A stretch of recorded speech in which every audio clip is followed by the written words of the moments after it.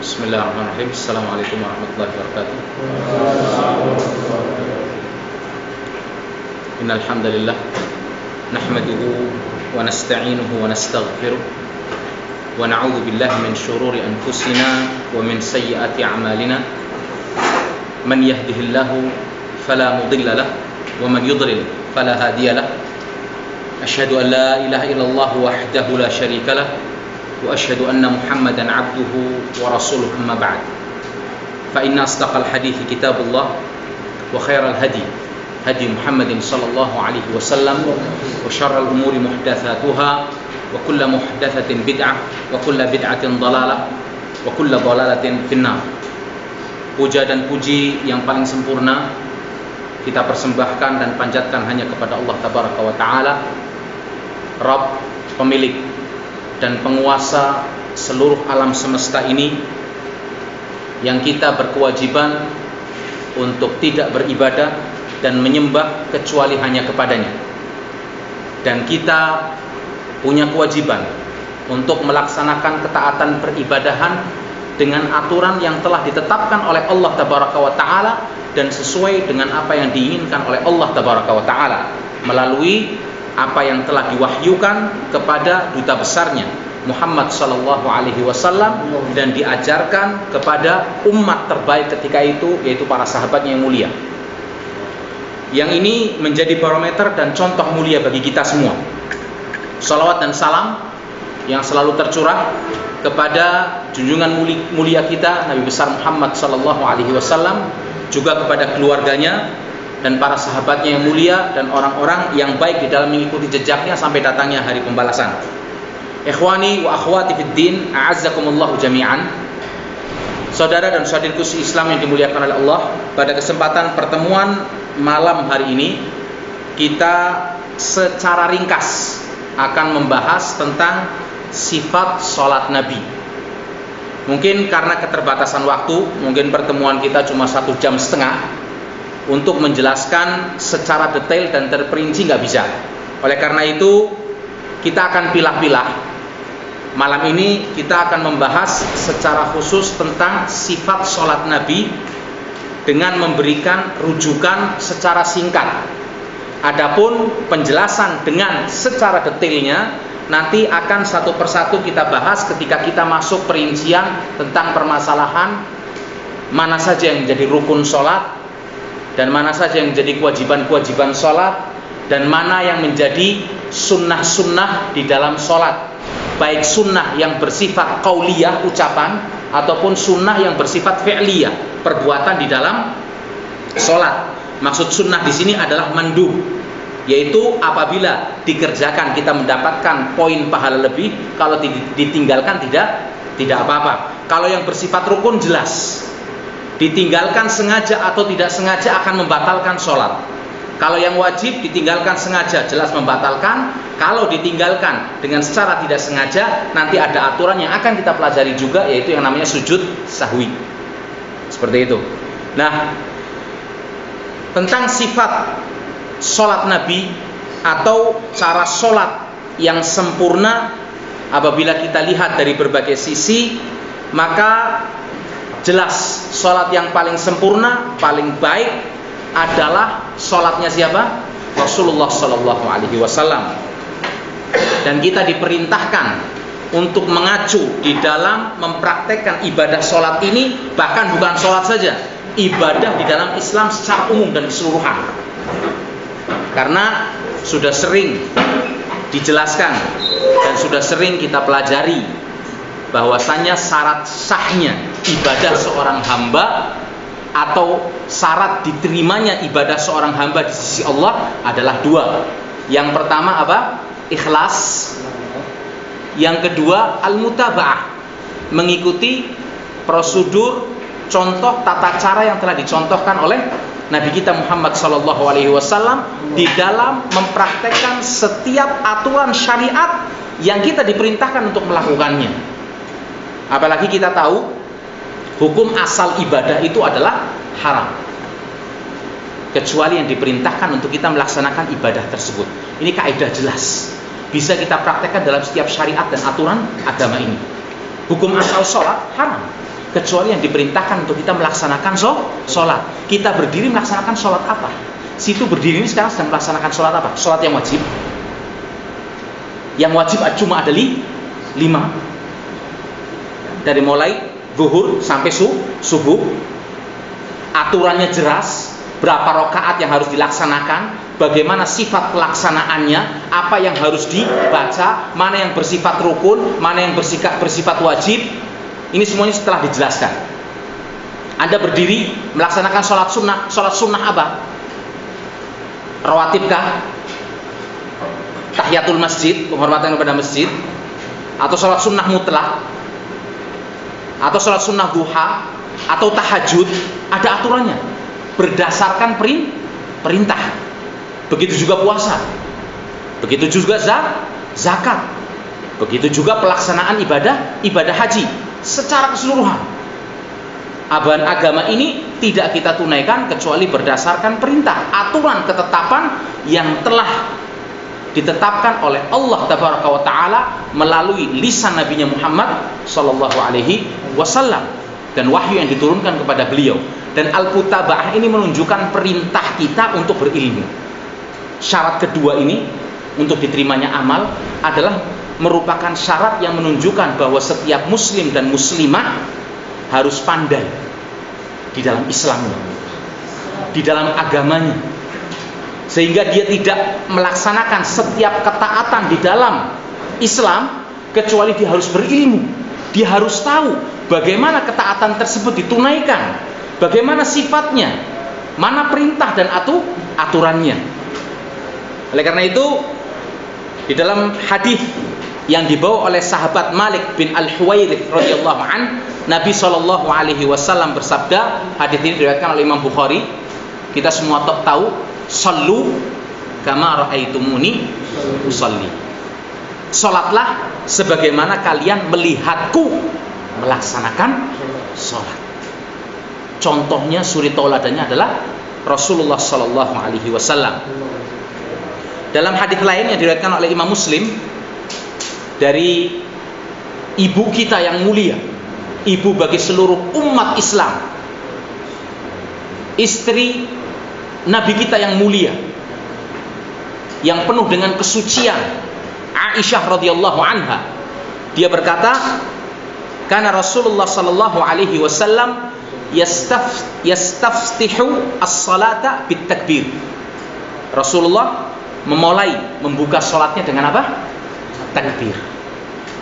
Allahu Akbar. Jelas, tidak ada sama sekali kerancuan dan sesuatu yang dikatakan tidak jelas. Yastaftihu, membuka salatnya dengan at-takbir. Nanti maksudnya apa akan kita jelaskan. Wal qiraah, kemudian membaca bilhamdulillah rabbil alamin. Membaca apa? Alhamdulillahirabbil alamin, surat Al-Fatihah. Wa kana idza raka'a lam yushkhis ra'sahu.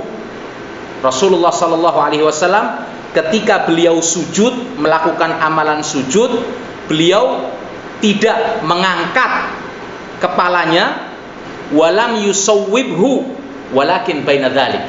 Tidak mengangkat kepalanya dan tidak juga menundukkan kepalanya, tapi posisi kepala itu lurus dengan punggung dan pandangan tetap menuju ke tempat sujud.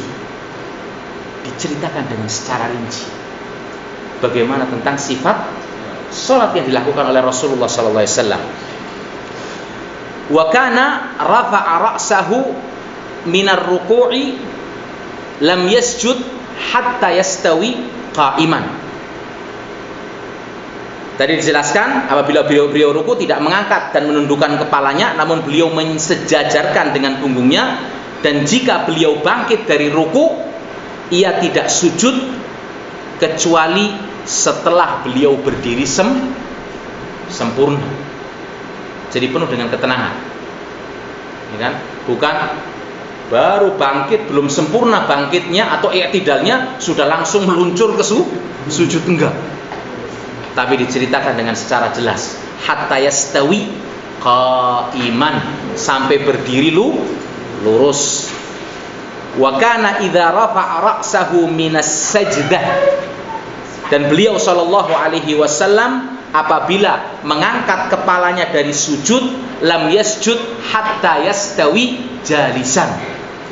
Beliau tidak kembali sujud sampai beliau duduk di antara dua sujud dengan jelas, dengan tenang sujudnya. Bukan belum sujudnya sampai selesai sudah meluncur ke sujud lagi, tidak. Tapi penuh dengan tumaknina. Nanti akan dibacakan bagaimana hadis Rasulullah ketika memerintahkan atau ngajari orang yang sholatnya jelek, dan di situ Rasulullah mengulang-ulang kalimat apa? Hatta tatma'inna raki'an, hatta tatma'inna jalisan, hatta tatma'inna sajidan, sampai betul-betul melakukan amalan sholat dengan sempurna. Wa kana yaqulu fi kulli rak'ataini tahiyyah. Dan Rasulullah SAW dalam sholat yang 4 rakaat mesti ada tasyahud awal, ya kan? Membaca tasyahud awal. Wa kana yafrishu rijlahul yusra wa yansibu rijlahul yumna. Dan dahulu Rasulullah sallallahu alaihi wasallam apabila duduk, ya kan, beliau melakukan duduk iftirash. Duduk iftirash adalah duduk dengan bertumpu pada telapak, ya kan, kaki kiri dan telapak kaki kanan ditegakkan. Nanti akan kita jelaskan dalam gambar bagaimana duduk iftirash. Wa kana yanha an uqbatis syaitan. Dan Rasulullah sallallahu alaihi wasallam di dalam salat melarang cara duduk syaitan, yang namanya di sini disebutkan dalam hadis uqbatus syaitan. Uqbatus syaitan ini disebut cara duduk syaitan atau nama lainnya ik'a. Nah, posisi duduk ik'a ini di dalam sholat ada 2 macam. Yang terlarang dan yang diperbolehkan. Dan yang diperbolehkan pun cuma ada ketika duduk di antara 2 sujud. Prakteknya. Ini sebenarnya kita harus tahu, setiap muslim. Karena ini adalah amalan yang setiap hari kita tunaikan. Jadi duduk ik'a ini ada 2. Ik'a yang terlarang, yang uqbatus syaitan tadi. Ada ik'a yang diperbolehkan. Itu pun hanya pada ketika duduk di antara 2 sujud. Bagaimana ik'a yang terlarang? Yaitu cara duduk seperti binatang buas, kera atau anjing. Cara duduk ini ialah dengan menegakkan kedua betis, menempelkan pantat di tanah atau di lantai, dan meletakkan kedua tangannya di tanah atau di lantai. Coba bayangkan ketika anjing duduk bagaimana? Ketika kera duduk bagaimana? Jadi modelnya, ya kan, seperti ini. Kemudian kedua kakinya atau ini apa? Kayak apa ini? Apa namanya ini? Kakinya yang bagian betisnya ini agak naik ke belakang, kemudian tangannya seperti ini. Seperti duduknya kera atau anjing, ya kan, atau duduknya binatang buas secara umum. Ini tidak diperbolehkan di dalam sholat. Seperti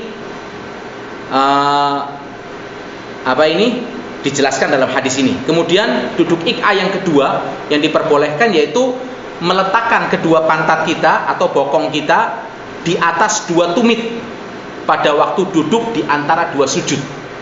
Jadi kalau ini 2 tumit, ya kan, kaki kita jari-jarinya menghadap ke kiblat, kemudian bokong kita atau pantat kita berada di atas kaki, dan kedua tumit kita lurus. Ini ik'a yang diperbolehkan.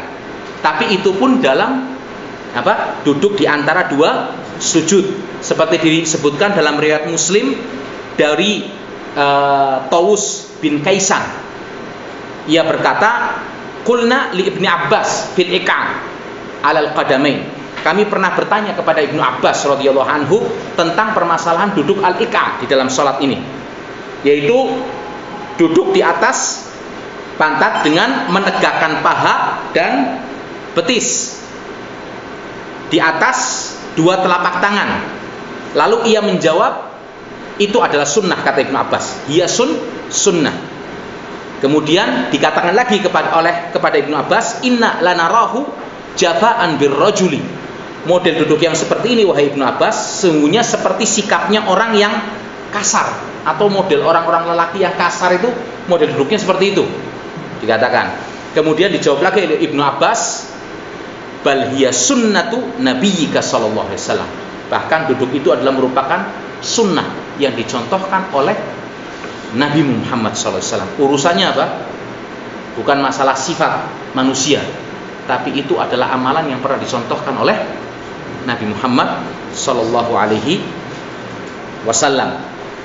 Ini tentang sedikit muqaddimah, dan kita sekarang secara ringkas akan masuk kepada pembahasan tentang sifat sholat Nabi seperti tersebut dalam gambar. Dan antum nomor satunya bisa ambil gambar ini, sudah tersebar di internet banyak, dikeluarkan oleh Pustaka Ibnu Katsir, dan ini termasuk yang gambar yang terbaik yang bisa kita jadikan acuan dan contoh, khususnya untuk ngajari keluarga kita tentang permasalahan sifat sholat yang dicontohkan oleh Nabi kita Muhammad SAW menurut sunnah, menurut apa yang ada ketetapannya dan contohnya, ya kan? Nanti mungkin ada beberapa permasalahan yang perlu kita jelaskan dengan secara lebih detail, tapi mungkin nggak cukup dalam waktu ini, tapi pada pertemuan berikutnya insya Allah nanti kita akan sebutkan satu-satu yang perlu kita jelaskan dengan detail tentang permasalahan sifat sholat ini pada pertemuan berikutnya insya Allah.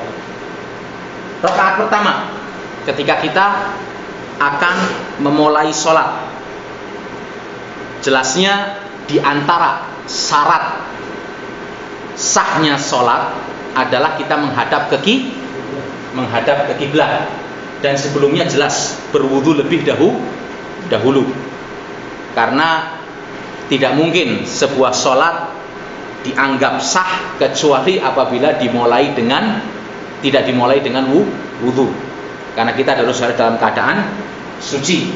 Dan itu ada rujukannya hadis riwayat Muslim yang menjelaskan tentang perintah untuk kita melaksanakan wudu. Sudah pernah kita bahas pada pertemuan sebelumnya. Kemudian berniat di dalam hati dan tidak dilafadzkan. Ini nanti ada pembahasan khusus yang akan kita jelaskan tentang permasalahan seputar yang sering, ya kan, terjadi, yaitu permasalahan melafadzkan niat atau menjaharkan niat. Walaupun jelas kalau kita mau cari, tidak ada satu dalil pun dan tidak ada satu hadis pun yang maudhu, apalagi hadis yang lemah pun, yang menjelaskan bahwasannya Rasulullah SAW pernah melafadzkan, menjaharkan, menampakkan bacaan niat. Tapi niat itu adalah merupakan amalan hati, dan letaknya di dalam hati. Bahkan Imam Syafi'i sendiri dalam kitabnya Al-Um mengatakan bahwasannya niat itu adalah merupakan amalan hati. Dan seseorang ketika akan melaksanakan sholat, dia menghadap ke kiblat, dia dalam keadaan sadar dan dia tahu apa sholat yang akan dia lakukan. Tapi tidak pernah sama sekali Imam Syafi'i mengajarkan atau menyebutkan di dalam kitabnya tentang adanya jahar di dalam niat.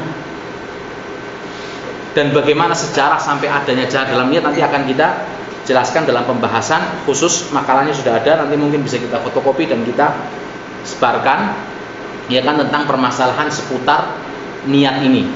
Dan kita tidak pernah dapatkan usolli fardhu subhi dhuhi rakaataini mustaqbilal kiblah adaan makmuman lillahi ta'ala. Kita tidak pernah dapatkan contoh yang seperti ini. Dan kalau kita kembali merujuk kepada hadis-hadis Nabi SAW, seperti tadi hadis yang baru saja saya bacakan, yastaftihus shalah bit takbir, jelas membuka sholatnya dengan takbir. Masa Rasulullah lupa usolli fardhu subhi rakaataini mustaqbilal kiblati? Dalam hadis lain, innahu la yatimmus sholatu li ahadin minan nas tidak akan sempurna sholatnya seorang manusia hatta yatawadda, sampai berwudu, fayadha'al wudhu'a mawadhi'ahu, menempatkan wudunya pada apa yang telah diperintahkan, tsumma yaqulu Allahu Akbar. Ini dalam hadis riwayat At-Tabrani dengan hadis sanad yang sahih. Tsumma yaqulu, kemudian mengucapkan Allahu Akbar. Enggak ada pakai perlu penguat niat, ada apa semua. Dalam hadis lain, miftahus sholati at-tuhur, kuncinya salat apa? Kesucian. Wa tahrimuhat takbir, dan pengharamannya artinya untuk tidak melakukan aktivitas kecuali yang diperintahkan di dalam salat. Wa tahliluha at-taslim. Dan banyak hadis yang lain, wa kana yarfa'u sautahu bit takbir hatta yusmi'a man khalfahu.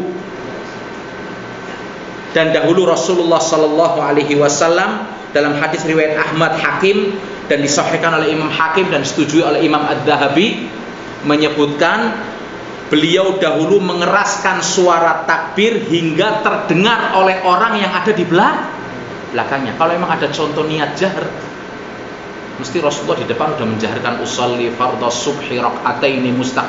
Ini Rasulullah menjaharkan takbir sehingga terdengar orang yang ada di belakangnya.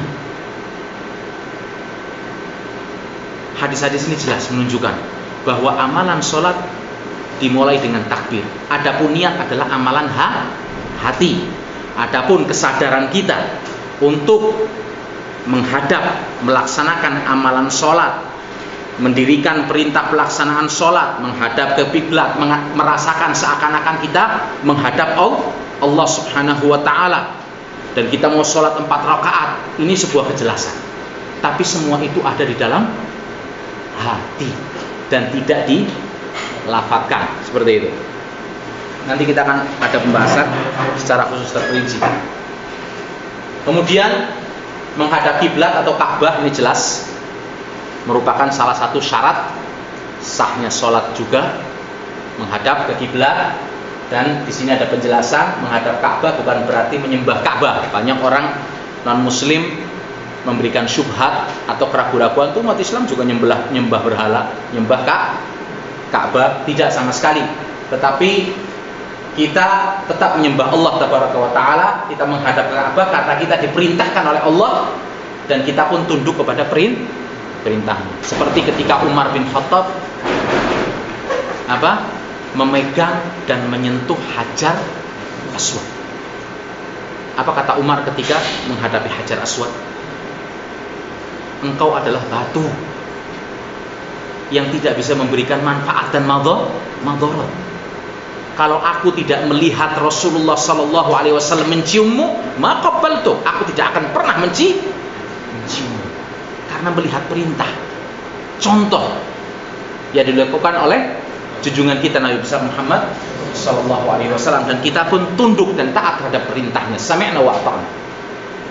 Kemudian menempatkan sutroh, sudah kita bahas tentang permasalahan sutroh. Sebagian ulama bahkan ada yang mewajibkan, tapi jumhur ulama mengatakan tentang sunnah muakkadah, sangat ditekankan, sangat dianjurkan untuk kita sholat dengan menghadap ke sutroh, karena ini praktek yang selalu dilakukan oleh Nabi kita Muhammad SAW, yaitu pembatas yang akan menjadi pembatas bagi kita dalam sholat kita, untuk menjaga sholat kita, ya kan, dan tidak mengganggu sholat kita, dan juga memberikan kesempatan bagi orang yang akan lewat di hadapan orang yang sholat, ya kan. Bisa tembok, bisa tiang, atau kayu. Dan tinggi sutroh itu, ya kan, disebutkan tingginya paling tidak adalah shibr, 1 jengkal, atau seukuran bagian belakang pelana kuda, sekitar 1 jengkal, bisa 1 hasta, ya kan. Sedangkan jarak antara sutroh dengan kita itu disebutkan dalam hadis kira-kira seperti jalannya bisa dilalui oleh seekor kambing, ya kan. Itu paling sedikit. Kalau mau dilihat sekitar 1,5 meter dibuat seperti itu. Ini jarak antara kita dengan sutroh, seperti itu. Ya artinya sutroh itu harus agak lebih ke depan untuk kita melakukan sujud, seperti itu. Kemudian jelas sholat kita lakukan dengan berdiri, dan ini adalah merupakan rukun di dalam sholat, berdiri itu. Nah, bila tidak mampu, ini jelas ada hukum tersendiri bagi orang yang tidak mampu karena sakit atau memang kakinya putus, ya kan? Maka boleh duduk. Tidak bisa mampu duduk, maka dengan berbaring. Jika tidak mampu menggerakkan anggota badannya, maka boleh dengan isyarat. Dan tidak mampu dengan isyarat, maka dengan hati. Allah berfirman di dalam surat Al-Baqarah ayat 238, wa qumu lillahi qanitin, dan berdirilah karena Allah dalam salatmu dengan khusyuk. Juga berdasarkan hadis yang dibawa oleh Imran bin Husain radhiyallahu anhu, ketika ia berkata, saya pernah mengalami bawasir. Saya suatu saat pernah mengalami bawasir, yaitu ambeien. Maka saya bertanya kepada Rasulullah sallallahu alaihi wasallam tentang sholat, bagaimana caranya. Lalu Rasulullah mengajarkan, sholli qa'iman, sholatlah berdiri. Fa illam tastati' fa qa'idan, kalau enggak bisa duduk. Fa illam tastati' fa 'ala jambin, kalau enggak bisa berbaring. Masih enggak bisa, ada dijelaskan dalam hadis lain, ya kan, dengan isyarat, enggak bisa dengan hati. Artinya hatinya merasakan bagaimana dia sujud, bagaimana dia ruku. La yukallifullahu nafsan illa wus'aha. Allah tidak membebani seorang hamba di luar kemampuan dari dirinya. Ya. Kelanjutannya coba dulu. Ya. Gambar kedua, bertakbiratul ihram. Jelas takbiratul ihram adalah merupakan rukun di dalam sholat, karena sholat dibuka dengan takbiratul ihram dengan mengucapkan Allahu Akbar sambil mengangkat tangannya sejajar dengan bahu atau telinga. Jadi dalam takbiratul ihramnya sendiri rukun, tapi mengangkat tangannya itu hukumnya sunnah. Nanti akan kita jelaskan dalam pemilahan mana rukun, mana sunnah, dan mana yang wajib. Takbiratul ihramnya sendiri adalah merupakan rukun dalam sholat. Nggak bisa orang sholat tahu-tahu sudah sedekap. Tadi kita baca bersama hadis Nabi, Rasulullah mengucapkan takbir sampai didengar oleh yang di belakangnya. Nah, mengangkat tangannya hukumnya sunnah. Cara mengangkat tangan yang diajarkan oleh Nabi kita Muhammad SAW ada dua. Yang pertama, sejajar dengan bahu. Artinya sejajar adalah tengahnya tangan ini. Sejajar dengan bahu. Ini yang pertama. Kemudian, ya, dalam keadaan nanti dijelaskan jari-jari menghadap ke atas langit dan telapak tangan menghadap ke kiblat, sejajar dengan bahu atau sejajar dengan telinga. Yang pertama dalam riwayat Bukhari dan Muslim, yang kedua dalam riwayat Bukhari dan Muslim juga, sejajar dengan telinga. Ini telinga, ini bagian tengah tangan, ini kesejajarannya, atau sejajar dengan bahu. Kita perkirakan, ya kan, nggak perlu kita Allah Akbar kita lihat pas badannya. Kita perkirakan sejajar dengan bahu, sejajar dengan telinga kita, ya kan? Atau nggak ada, kita ada orang yang harus merasakan disentuh kayak gini. Enggak ada orang pakai nyentuh dulu. Enggak, maksud sejajar di sini nggak harus menyentuh. Yang penting sejajar dengan telinga. Dan ini nanti pun akan ada dalam aturan sujud kita, dan dalam aturan sujud itu bisa sujud kita tangannya sejajar dengan bahu ataupun sejajar dengan telinga.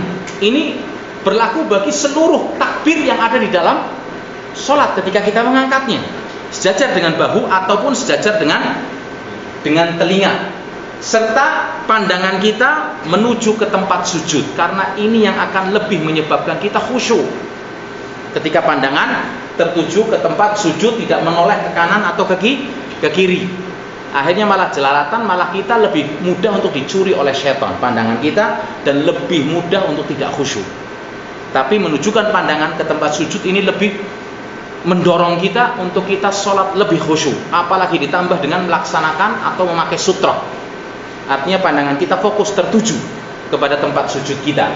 Nah, mengangkat tangan ketika takbir bisa dilakukan dengan salah satu keadaan. Ini sekarang, tadi itu cara ngangkat tangannya ya, dalam artian posisi tangannya bagaimana. Nah, sekarang ini adalah kesinkronan, kebersamaan antara ucapan takbir dengan gerakan tangan. Ini ada 3.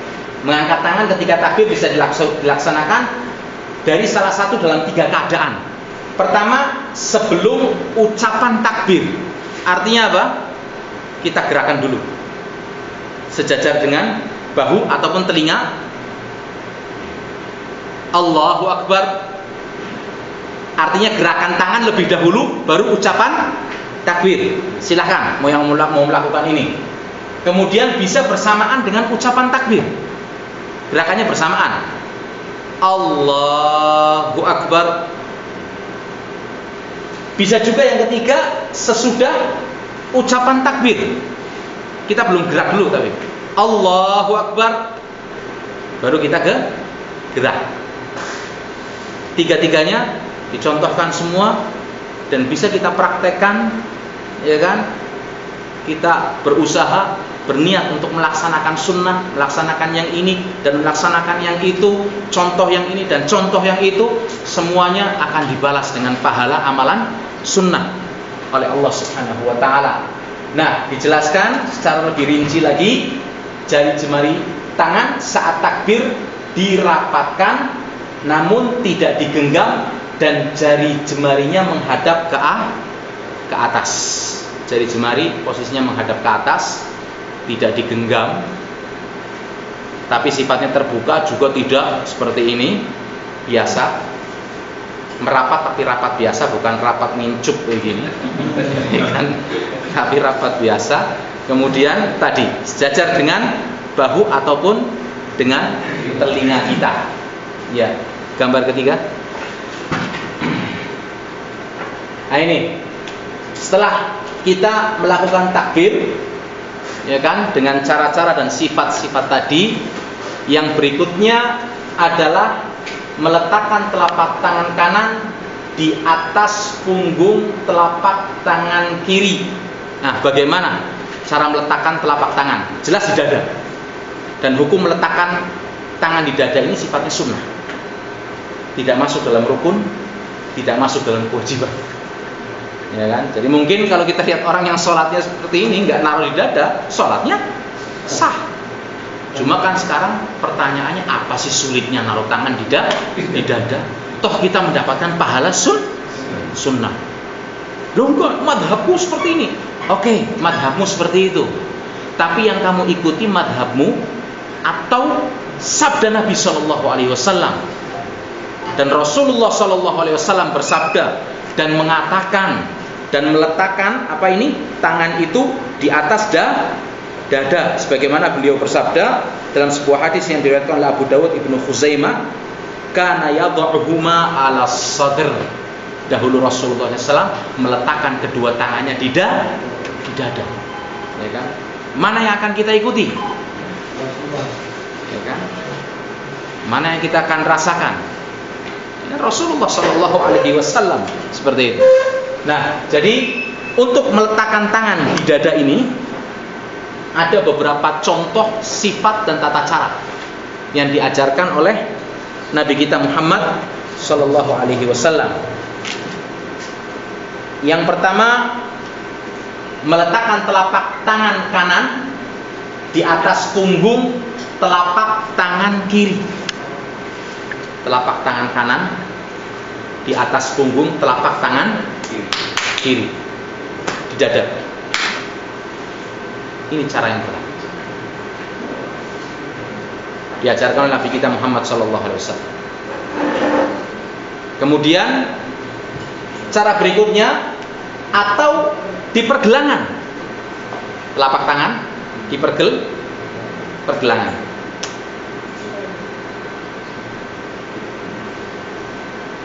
Kemudian atau di lengan bawah tangan kiri,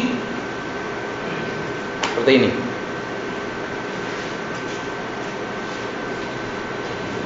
Lengan bawah tangan kiri. Kemudian yang terakhir, atau tangan kanan menggenggam tangan kiri. Tangan kanan menggenggam tangan kiri. Seperti ini. Ini satu, dari ibu-ibu lihat nih. Dua di pergelangan. Tiga agak maju. Yang keempat genggam.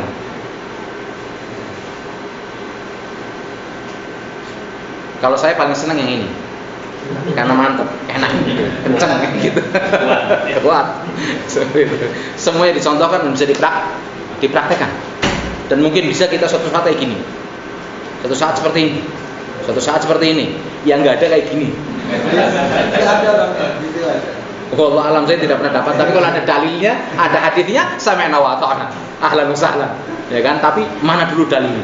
Mana dulu dasarnya? Seperti kita katakan, kaidah kita beragama berdasarkan perintah, bukan buat-buat sendiri, berdasarkan dalil, ya kan? Atau tangan kanan memegang tangan kiri dan posisi kedua tangan berada di dada. Kemudian setelah itu, amalan pertama atau bacaan pertama yang kita baca, dan ini bersifat sunnah, adalah membaca doa istiftah. Saya sudah bagikan Husnul Muslim itu. Bapak sekalian bisa buka halaman berapa? 70. Bukan, halaman 50 kalau nggak salah. Halaman 50 ada Husnul Muslim, mungkin ibu-ibu juga bisa dibagi nanti.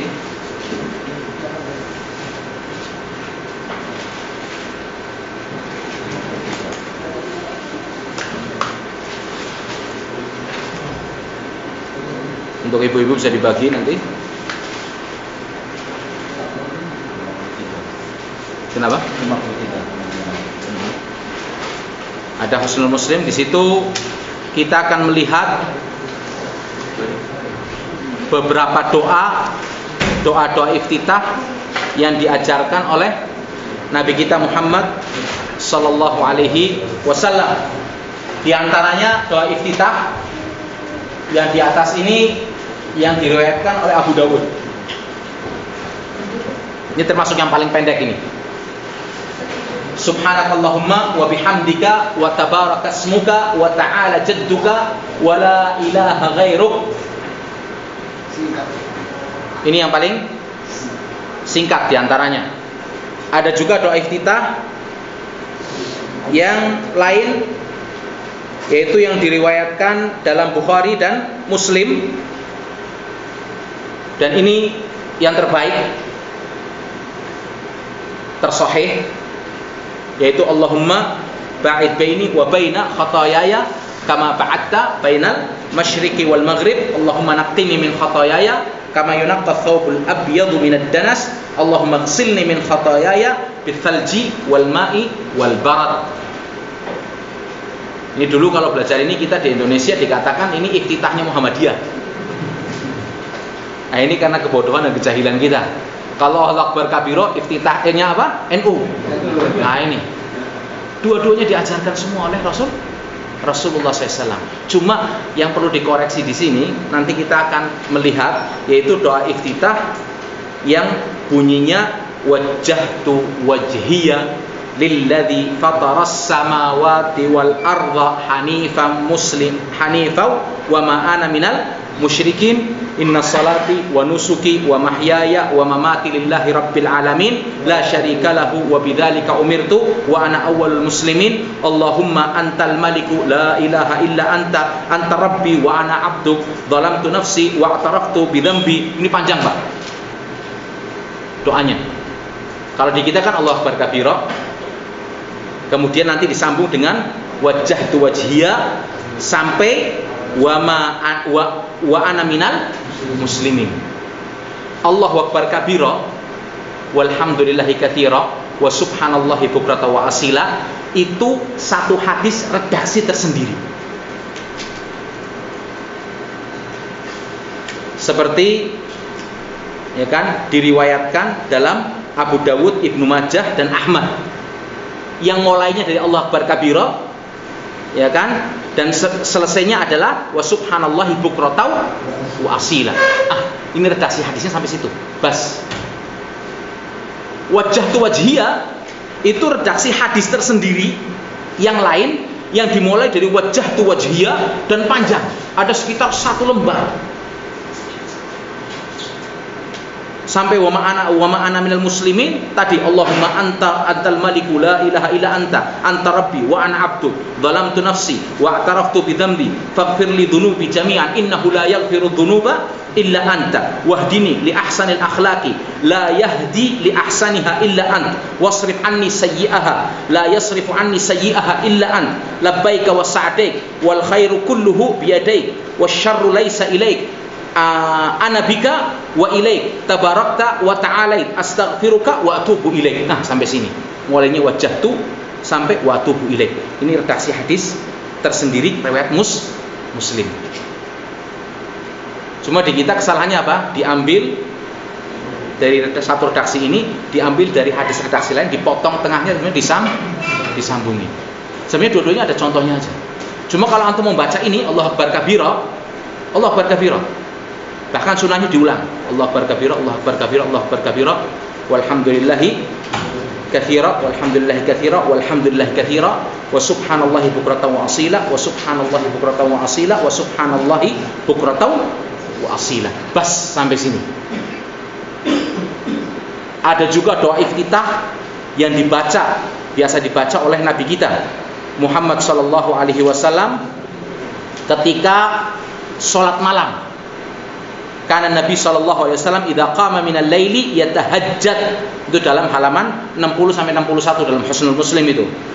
Allahumma, ya kan, lakal hamdu anta nurus samawati wal ard wa man fihinna laka walakal hamdu anta qayyimus samawati wal ard wa man fihinna, sampai selesai. Ini doa iftitah yang biasa dibaca oleh Nabi kita ketika sholat malam. Paling pendek, jangan lewatkan ini, walaupun sifatnya sunnah. Ini pahala lebih kita, nilai tambah kita dalam kita melaksanakan sholat. Dan penting, ini doa, Pak. Dan kalau antum merenungkan bacaan doa iftitah Allahumma ba'id baini, wah indah sekali. Allahumma ba'id baini wa baina khotoyaya kama ba'adta bainal masyriqi wal maghrib. Kita sadar bacanya, kita renungi, kita berdoa, ya Allah jauhkan aku dengan kesalahan-kesalahan dan dosa seperti jauhnya timur dan barat. Bagaimana kalau dikabulkan? Bagaimana Allah akan menjaga kita, menjauhkan kita dari kejelekan, menjauhkan kita dari dosa. Makanya seperti buku kayak gini jangan sampai ada yang nggak punya. Husnul Muslim ini salah satu buku kumpulan doa dalam Al-Quran dan hadis yang sahih, yang kita harus bergelut tiap hari dan bergelimang dengannya. Banyak amalan-amalan sunnah ini, kalau ini yang sahih semua ini kalau kita amalkan nggak semuanya kecakup. Gimana kita mau sibuk sama sesuatu yang nggak ada contohnya? Ini aja nggak selesai. Kita mungkin sibuk dengan Barzanji, ya kan? Ini aja. Gimana kita mau sibuk dengan Barzanji? Ini aja belum selesai. Ini yang jelas. Kemudian berikutnya, gambar yang keempat, setelah kita membaca doa iftitah, disunnahkan juga kita membaca doa ta'awud. paling sedikit kita membaca a'udzubillahi minasyaitonirrajim. Kalau itu apa? Gampang kan? Dari kecil apa? A'udzubillahi minasyaitonirrajim. Atau ingin lebih komplit ini, a'udzubillahi samiil alim minasyaitonirrajim min hamzihi wa nafthihi wa nafthihi. Aku berlindung kepada Allah yang Maha mendengar lagi Maha mengetahui dari godaan syaitan yang terkutuk serta dari kegilaannya, karena syaitan gila loh Pak. Syaitan kata orang nggak punya wudel, ya kan? Atau pusar bahasa Indonesianya. Dan makhluk yang paling sabar, ya kan, dan paling gila adalah syaitan. Nggak kapok, mengganggu manusia sampai sekecil apapun, dan tidak pernah putus asa untuk menjerumuskan musuhnya dalam kejelekan. Paling tidak kenal putus asa. Bagaimana kita putus asa untuk melakukan kebaikan? Min hamzihi wa nafthihi, dari kegilaannya, kesombongannya, wa nafthihi, dan syair-syairnya yang tercela. Ini maknanya seperti itu. Kemudian setelah itu, ya kan, kita membaca surat Al-Fatihah, namun bacaan Bismillahirrahmanirrahim dipelankan dan tidak dikeraskan. Ini poin masalah yang nanti juga kita akan bahas. Kedua, tadi terutama tentang permasalahan niat jahar, ya kan. Nanti poin kedua tentang permasalahan membaca surat Al-Fatihah, membaca Bismillah sebelum Al-Fatihah dengan secara jahar ataupun siri. Tapi secara ringkas saya sebutkan, ini tidak perlu kita permasalahkan.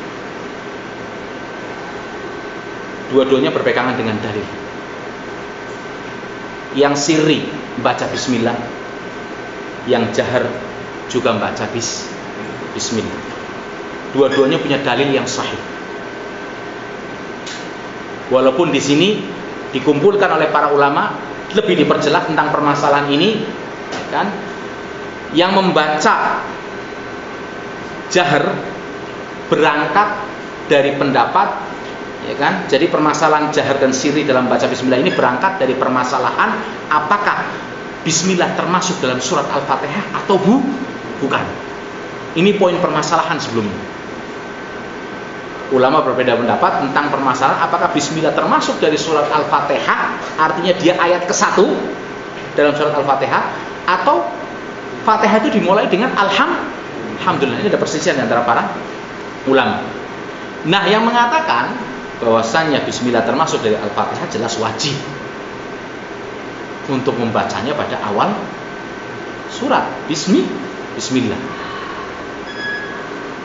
Yang tidak berpendapat Bismillah sebagai Al-Fatihah, secara umum mereka mensirikan, bukan tidak baca, tapi membaca, tapi membacanya dengan secara sirri, ya kan, tidak dikeraskan. Apalagi ada disebutkan hadis yang disabdakan oleh Nabi Shallallahu Alaihi Wasallam, dan hadis ini dibawa oleh sahabat Anas bin Malik, di mana Rasulullah Sallallahu Alaihi Wasallam bersabda dalam hadis ini,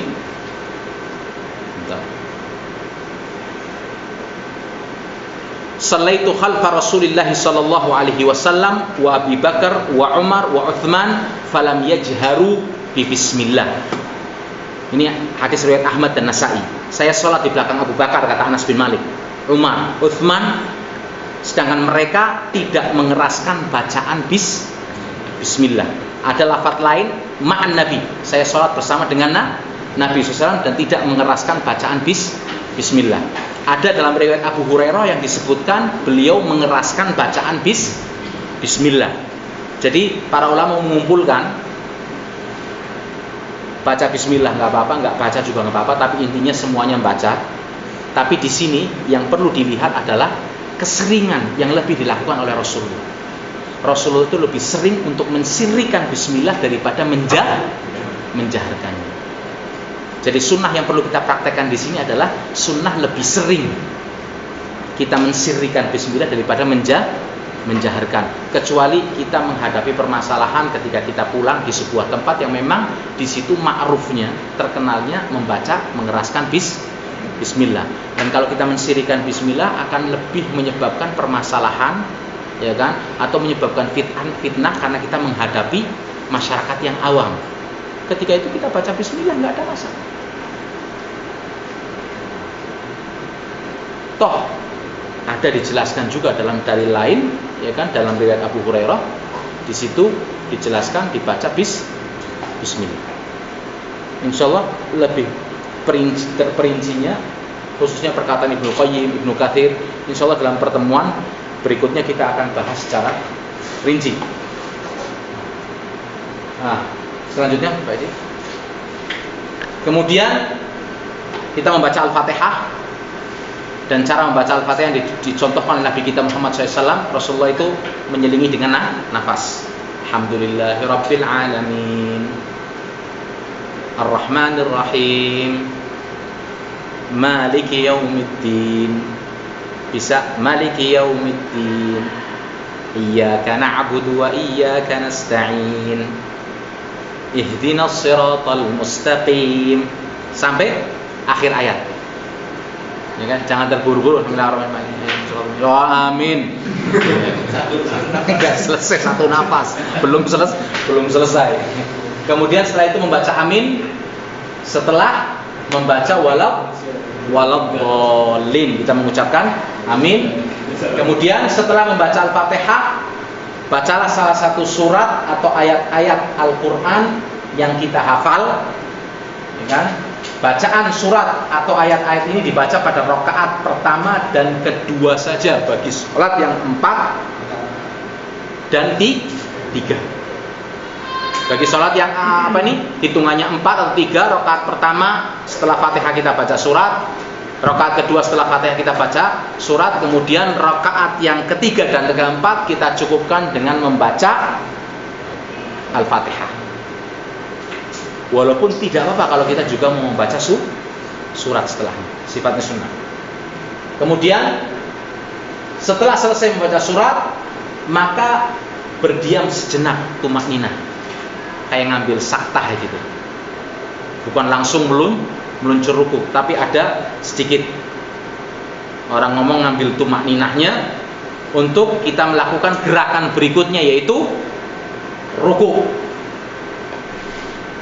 Kemudian setelah itu melakukan ruku sambil mengucapkan takbir, mengucapkan Allahu Akbar, dan mengangkat kedua tangan sejajar dengan pundak atau telinga. Ini namanya takbir perpindahan. Kalau tadi yang pertama takbiratul ihram itu rukun.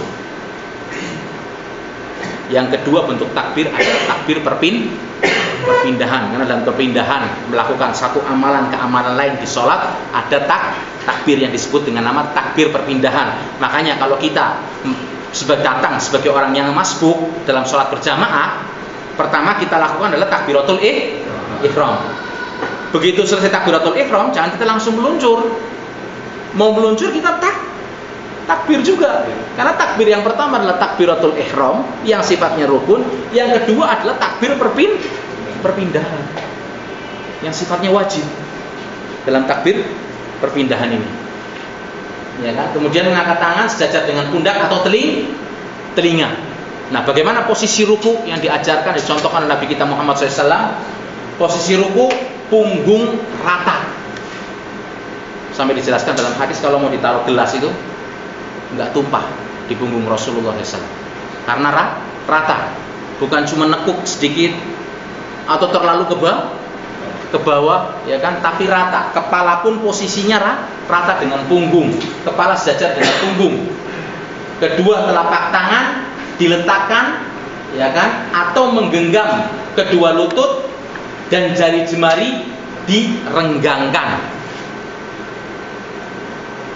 Gimana kalau saya praktekkan di tangan,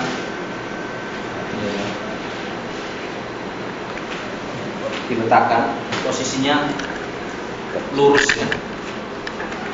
Letakkan kayak gini, atau posisinya kayak megang bola basket. ya kan? Posisi lurus. Pandangan tetap ke tempat sujud. Gini atau kita seperti menggenggam. Sifatnya di lutut. Dan posisi punggung lurus. Ini ruku yang dicontohkan oleh Nabi kita Muhammad SAW. Seperti ada di contoh atau di gambar.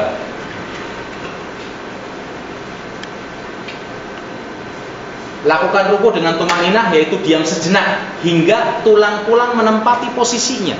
Karena Rasulullah mengatakan hatta tatma'inna raki'an, sampai kalian betul-betul tumaninah dalam ruku. Bukan kayak seperti ayam mematul, langsung, ya kan? Kayak ada petnya.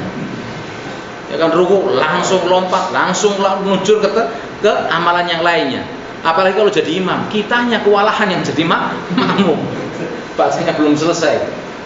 Kemudian doa yang kita baca adalah Subhana Rabbiyal Azim.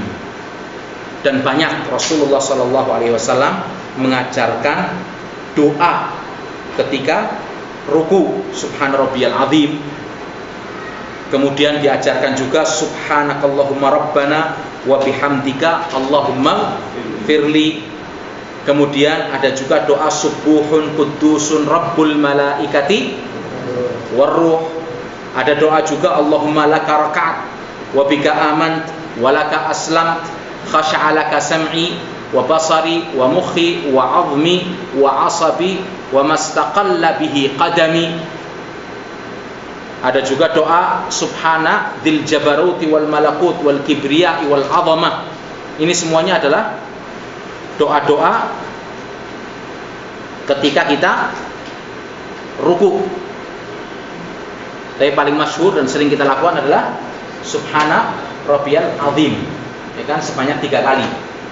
Ya, wajibnya sekali kita baca. Kita ulang-ulang lebih dari 3 kali pun tidak apa-apa. Ya, selanjutnya.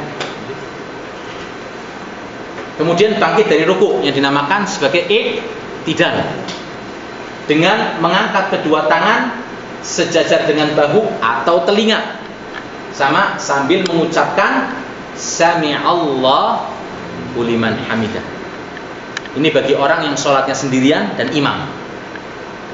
Tapi kalau makmum, maka dia langsung membaca apa? Rabbana walakal hamd. Enggak perlu baca Sami'allahu liman hamidah, cukup imam saja.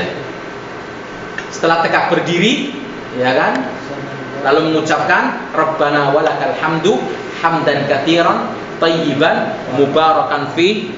Kalau mau ditambah lagi mil'us samawati wa mil'ul ardi wa ma bainahuma wa mil'u ma syi'ta min syai'in ba'd. Mau tambah lagi, ada lagi, silahkan hafalkan. Ada beberapa doa diajarkan oleh Nabi kita Muhammad SAW, ya kan?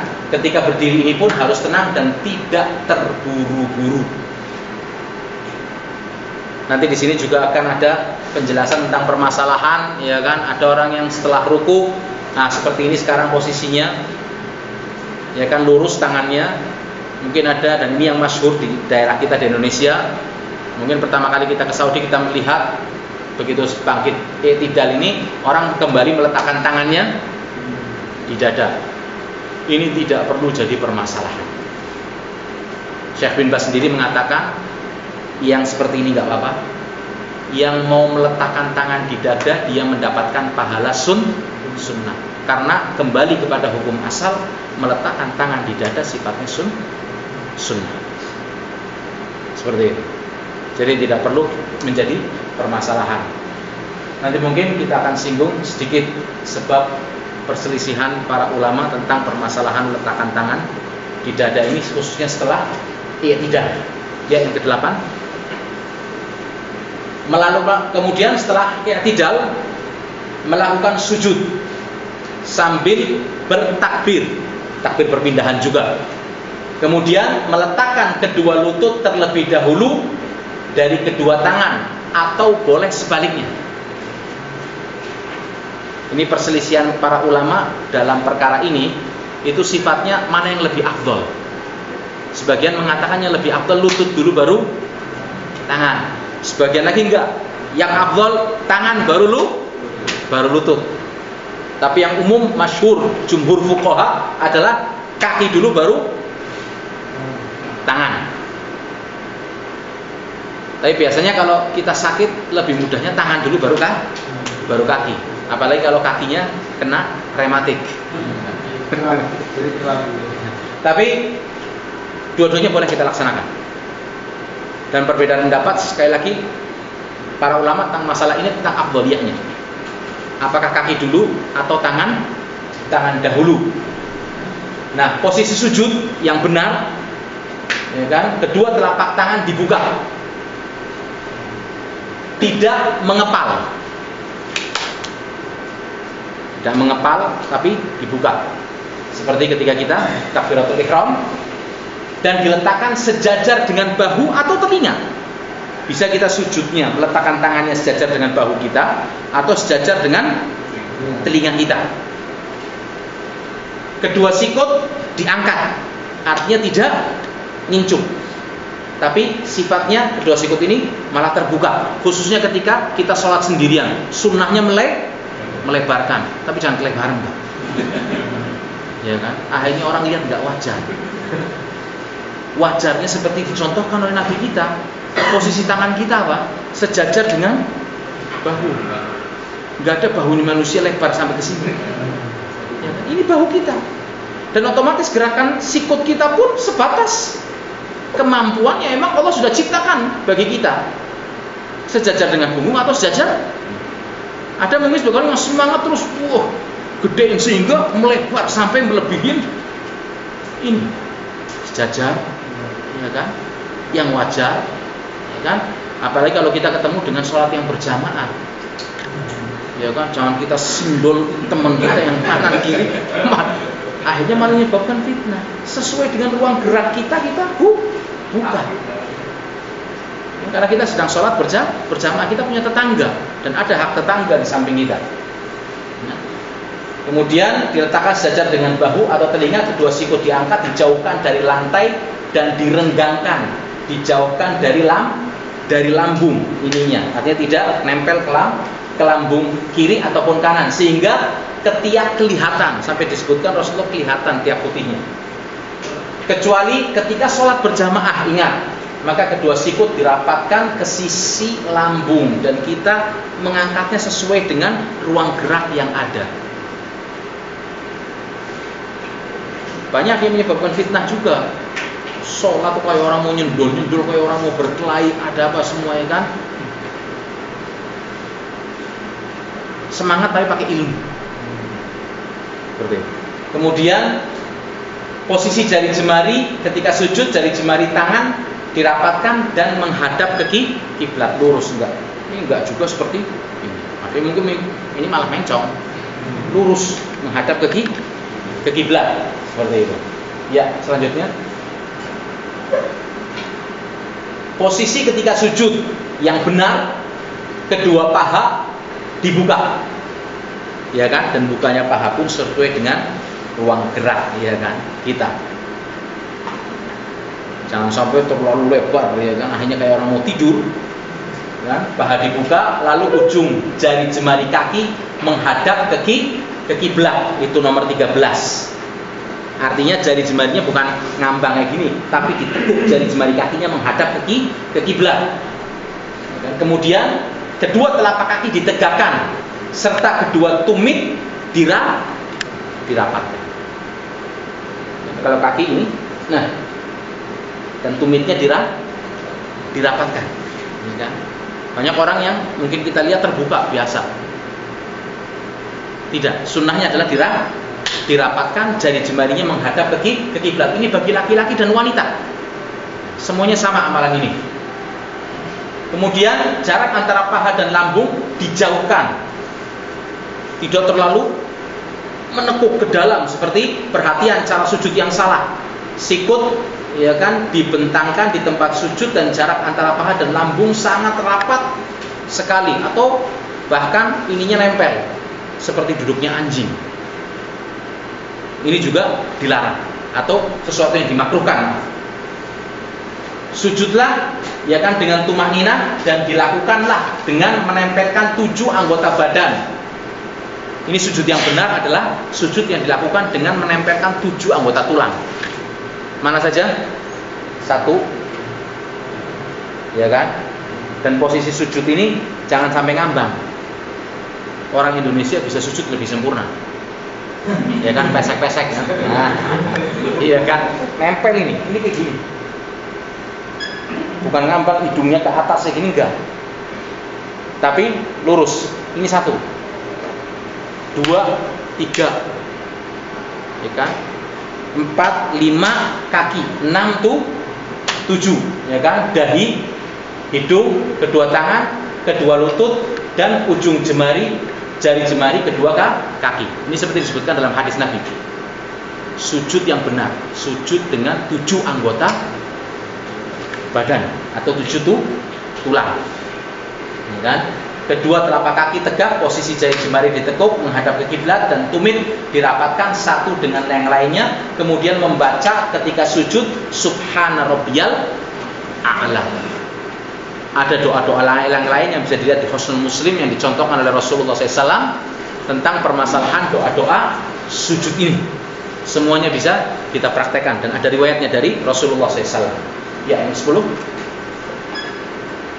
Kemudian bangkit dari sujud sambil bertakbir, lalu duduk iftirash. Bagaimana duduk iftirash? Ini duduk iftirash seperti digambar, ya kan? Ini duduk iftirash ini adalah duduk yang dilakukan untuk duduk di antara 2 sujud.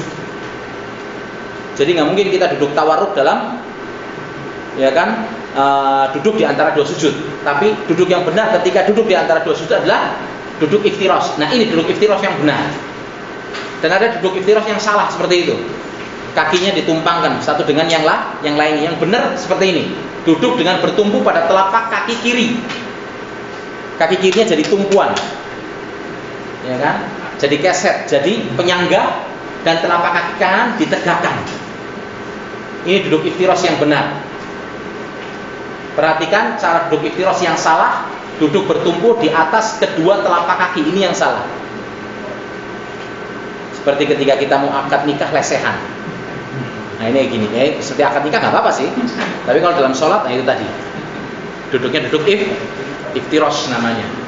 Ini disebutkan dalam riwayat Muslim. Ya, selanjutnya. Kemudian posisi tangan ketika duduk iftirash bagaimana? Posisi tangan, telapak tangan kanan diletakkan di atas paha kanan. Telapak tangan kanan diletakkan di atas paha kanan. Demikian pula dengan tangan kiri diletakkan di paha kiri. Atau telapak tangan kanan diletakkan di lutut kanan, seolah-olah hampir menggenggamnya. Ini lutut, Pak. Tangan kita agak maju ke depan. Ada 2 jadi. Ya, imam ditaruh di paha kanan dan kiri. Atau kalau lutut ini lutut ya misalnya, agak maju tangan kita ke depan sedikit, seperti akan menggenggam. Untuk melihat sampai sedetil ini diceritakan dalam hadis-hadis nanti tentang sifat sholat. Masa Rasulullah lupa usolli fardhu subhi? Kan gak mungkin. Satu persatu tentang letak tangannya diceritakan dalam riwayat hadis. Kemudian demikian pula sama dengan telapak kiri. Kemudian membaca doa Rabbil firli. Ini yang paling pendek. Rabbil firli. Atau membaca Allahumma arhamni wajburni wahdini warzuqni. Silahkan. Wa'afini wa'fu anni. Banyak riwayatnya. Antum bisa kembali ke Husnul Muslim, tapi ini paling pendek. Rabbil firli. Berilah ampunan kepadaku ya Allah, berikanlah ampunan kepadaku. Ya, itu 2 contoh itu. Yang di sana yang akan mendekat ke lutut tangannya, atau yang di sini contoh gambar nomor 16 yang apa ini? Di paha, letak tangannya. Ya, selanjutnya. Lalu sujud kembali. Kemudian bangkit dari sujud sambil bertakbir dan duduk sejenak sebagai duduk istirahat. Ada namanya duduk istirahat. Jadi duduk, ya kan, yang kita lakukan sebelum kita meluncur kembali berdiri. Mau langsung nggak apa-apa, tapi ada juga dicontohkan Rasulullah, duduk dulu sejenak, baru setelah itu berdiri. Kemudian bangkit dengan mengepalkan tangan atau dengan tangan membuka. Kalau kita di Indonesia, banyak orang awam, banyak orang yang belum tahu. Bukan nggak boleh mempraktikkan sunnah, tapi kenalkan dulu, ya, baru setelah itu, ya kan, kita praktekkan. Karena mungkin banyak orang yang kadang-kadang, yang namanya manusia, Pak, dengan tabiatnya, dengan berbagai macam sifatnya. Kamu mau sholat mau bergelai, pakai ngepel ada apa, kayak orang mau push up ada apa. Kasihan, karena mereka orang yang nggak tahu, belum pernah belajar. Padahal salah satu contoh pernah diajarkan Rasulullah, mengepal untuk naik ke atas. Tujuannya bukan permasalahan mau push up, enggak. Tapi kita mempraktikkan sesuatu yang pernah dicontohkan oleh Nabi kita Muhammad SAW. Walaupun yang lebih masyhur memang terbuka, tangan terbuka. Nah, dalam mempraktikkan sunnah pun perlu ada trik. Saya mungkin pernah cerita kepada antum, ya kan, ketika dulu pernah kuliah di Jakarta, saya pikir saya pernah diajukan untuk jadi imam. Ini padahal di Jakarta loh. Ketika itu sekitar tahun 95. Saya berpikir ketika itu orang sudah tahu yang namanya sujud tilawah. Saya baca surat Al-Alaq, nggak perlu pakai ngomong lagi. Saya jadi imam, saya baca surat. Ya kan, ketika itu Iqra bismi rabbikal ladzi khalaq. Ketika itu saya sujud, langsung meluncur sujud tilawah. Makmum berantakan. Selesai sholat ditegur. Adik, kalau mau baca apa ini surat yang ada sujud tilawahnya, kasih tahu dulu makmumnya. Ya Allah, nah pikir sudah nggak pernah ngomong, harus peringatin dulu.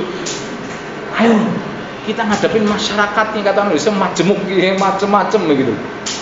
Ada memang perlu pemberitahuan, penjelasan, ya kan, pencerahan untuk mereka, ya kan, dengan cara yang mulia, dengan cara yang baik, kita tunjukkan dalilnya. Karena mereka nggak tahu, mereka biasa mengikuti seperti kebiasaannya. Ya kan, di Indonesia kita mau baca wadduha bermasalah, ya kan? Kamu jangannya ngerubah Al-Quran, ya kan? Orang wadduha kok dibaca wadduha, ya kan? Padahal adalah merupakan salah satu bacaan.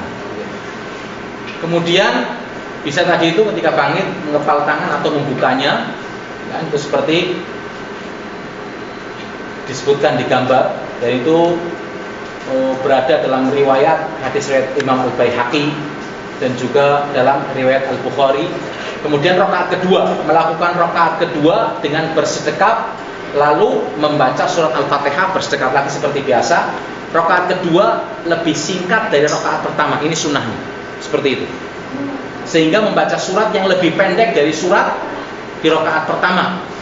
Jadi kalau Rasulullah bacanya 100 ayat rakaat pertama, rakaat kedua 50 ayat, lebih pendek. Kemudian ruku sama, i'tidal, sujud, duduk di antara dua sujud sebagaimana dilakukan pada rakaat pertama, sama. Cuma sifat bacaannya lebih pendek daripada rakaat pertama. Berikutnya nomor 13. Setelah sujud kedua, maka lakukanlah tasyahud awal. Nah, posisi duduk pada tasyahud awal bagi sholat yang 4 rakaat dan sholat, ya kan, yang 3 rakaat, ini pada tasyahud awalnya duduknya dengan iftirash. Tadi menjadikan kaki kiri sebagai penyangga. Jadi duduk iftirash tadi pertama kita lakukan pada duduk di antara dua sujud dalam sholat kita. Ini yang satu. Secara umum yang 2, 3, dan 4. Ketika duduk di antara dua sujud kita lakukan iftirash. Kemudian posisi pelaksanaan duduk iftirash yang kedua adalah bagi sholat yang sifatnya 4 rakaat. Di tasyahud pertamanya atau sholat yang 3 rakaat, di tasyahud awalnya kita duduknya iftirash. Sama, ya kan?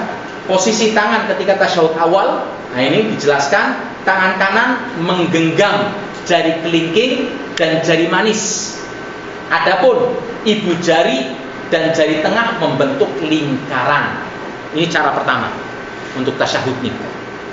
Ini jari kelingking dan manis penuh. Kemudian jari tengah dan ibu jari membuat lingkaran. Dan ini tertuju. Ini cara ke-1. Cara kedua, ya kan, boleh juga digenggam seluruhnya. Nah, ini dua-duanya bisa kita praktekkan. Seperti ini yang pertama, atau seperti ini dalam pelaksanaan tasyahud, khususnya ketika kita mengarahkan jari telunjuk kita, ya kan, dan sambil digerak-gerakan. Ini seperti dijelaskan dalam riwayat Ibnu Majah, dan pandangan mata tertuju pada jari telunjuk sambil digerak-gerakan. Enggak digerak-gerakan enggak apa-apa, sholat masih. Ingin dapat pahala sunnah, ya gerak-gerakan posisi mata kepada jari telunjuk, dan gerak-gerakannya pun yang wajar. Gerak-gerakan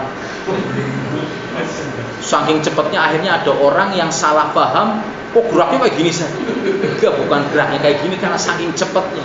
Enggak perlu. Biasa seperti kita bacaan sesuai dengan bacaan doa. At-tahiyatulillah, shalawatu wa thayyibat. Ya kan, kita gerak-gerakan. Ada sampai ulama yang mengatakan bersamaan dengan bacaan-bacaan doanya.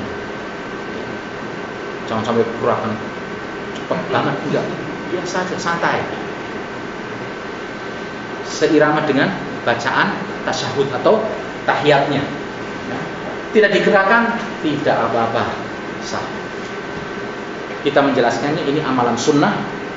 Kalau bapak, ibu ingin mendapatkan pahala lebih, silakan. Tidak apa-apa. Karena ini nggak masuk rukun, juga nggak masuk kewajiban sholat. Karena ada orang yang mungkin sifatnya fanatik. Nah, ini yang berbahaya, yang sulit. Mau dijelaskan, mau dikeluarkan dalil 100 sampai bonyok, nggak bakal paham. Karena apa? Otaknya sudah terisi dengan fanatik. Apalagi fanatiknya dengan manusia, ini yang paling gawat. Padahal fanatik kita diperintahkan dengan dalil, kan? Quran dan sunnah, bukan dengan manusianya. Seperti itu. Ya, selanjutnya. Lalu membaca doa tasyahud awal. Nah, ini kita tahu semua, at-tahiyatulillah wassalawatu wattayyibat. Assalamualaikum ayuhan nabi wa rahmatullahi wa barakatuh. Assalamualaikum wa ala ibadillahis shalihin. Asyhadu an la ilaha illallah wa anna muhammadan abduhu wa rasuluh.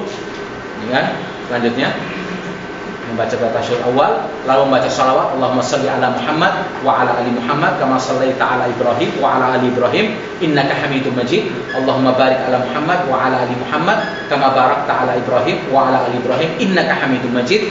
Dan di Husnul Muslim antum sekalian pun bisa melihat ada beberapa doa, ya kan, dalam tasyahud yang diajarkan, ya kan, dalam redaksi yang mirip, ada sedikit perbedaan, tapi mirip, dan semuanya dicontohkan oleh Nabi kita Muhammad SAW dan bisa kita baca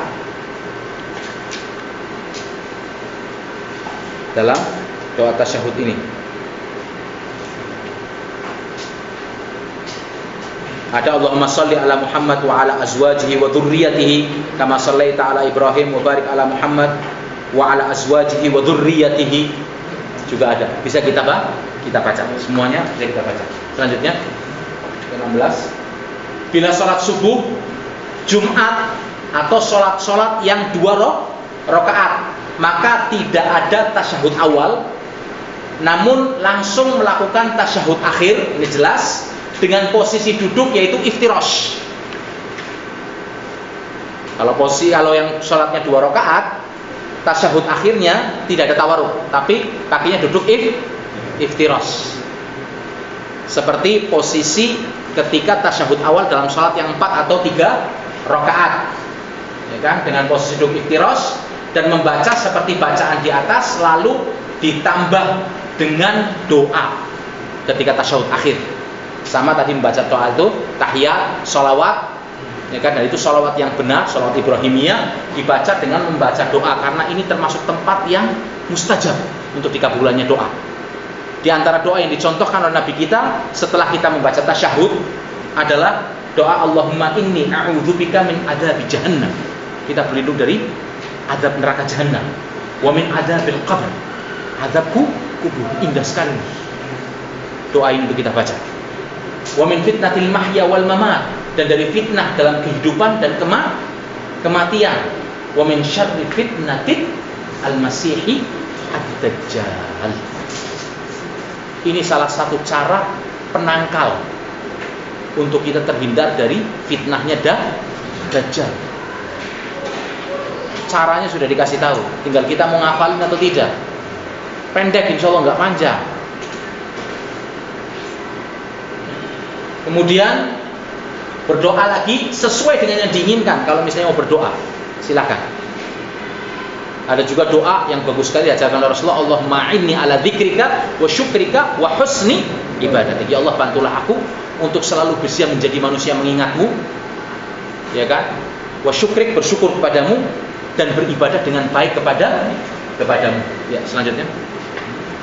Kemudian bila engkau telah melakukan tasyahud awal, maka bangkitlah lalu kerjakanlah rakaat ketiga dengan tangan bersedekap dan membaca Al-Fatihah dan tidak membaca surat lain setelahnya, kemudian ruku, i'tidal, sujud, dan duduk di antara dua sujud, ya kan? Seperti biasa. Bila sholat maghrib, maka di rakaat ketiga ini dilakukan tasyahud akhir. Setelah melakukan sujud kedua, posisi duduknya adalah tawarruk. Ini yang dinamakan posisi duduk tawarruk. Ketika dalam sholat maghrib, pada tasyahud yang kedua, pada sholat yang 4 rakaat, pada tasyahud yang kedua atau tahiyat yang kedua. Maksud tawarruk adalah telapak kaki kanan ditegakkan, kaki kiri diletakkan di bawah kaki kanan, dan pantat didudukan di lantai. Kalau saya duduk kayak gini sulit, Pak.